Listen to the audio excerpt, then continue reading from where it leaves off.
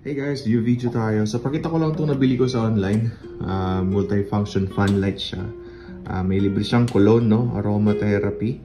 So papakita ko kung paano siya nag-work. So na-unbox na to and actually naka-install na. Yan. So ilalagay mo lang to doon sa lalagyan ng bumbilya ng bahay nyo. Ayan, no? Ganyan siya. Tapos yung ilaw napapalitan. So tatlo yung mode niya. May remote yan. So yung remote niya papakita ko sa inyo kung ano itsura. So ito yung remote niya guys. Yan. And makikita niyo may on and off. Ito naman sa gitna kung gusto niyo patayin yung ilaw pero gumagana yung fan. So yes, may electric fan siya. And okay na rin, no? So pwede sa sala, pwede sa kwarto, pwede sa kusina. Nasa sa inyo, pwede rin sa banyo kung gusto niyo. Okay, so na-adjust din yung brightness niya. So yan. Yan yung mga available color. And may night mode siya. Pag pinindot mo tong night mode, yan yung magdidim yung ilaw, no? At ito syempre yung fan na button. And meron din siyang timer, oh. Kung ilang oras nang nakabukas yung fan niya. 1 hour, 2 hours, 4 hours. So tingnan natin mismo yung item na to.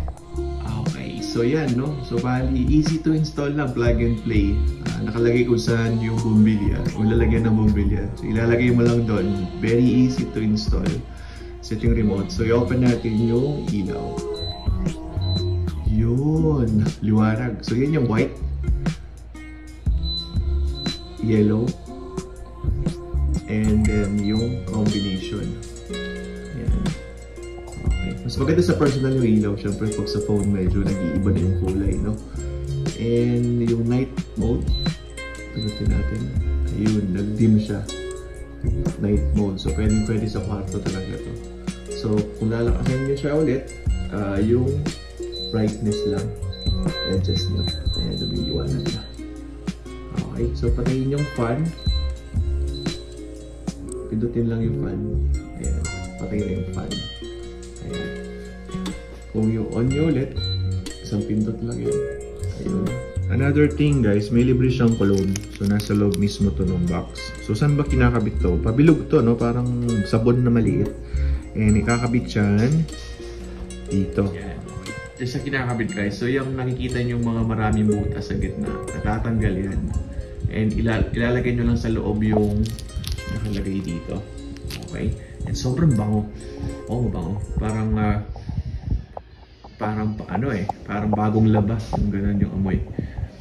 Ang bango talaga guys. So sulit na rin to sa 360 pesos. May ilaw ka na, may fan ka na, mayroon ka pang parang diffuser na wala lang usok pero ang bango. Bango guys. So sulit na, no? Sa mga gusto ko talaga kumuha nito, yung link na sa description. And kung gusto nyo patayin yung ilaw pero yung fan nito sa gitna. Ayan. Kung gusto nyo patayin siya completely, simply turn off.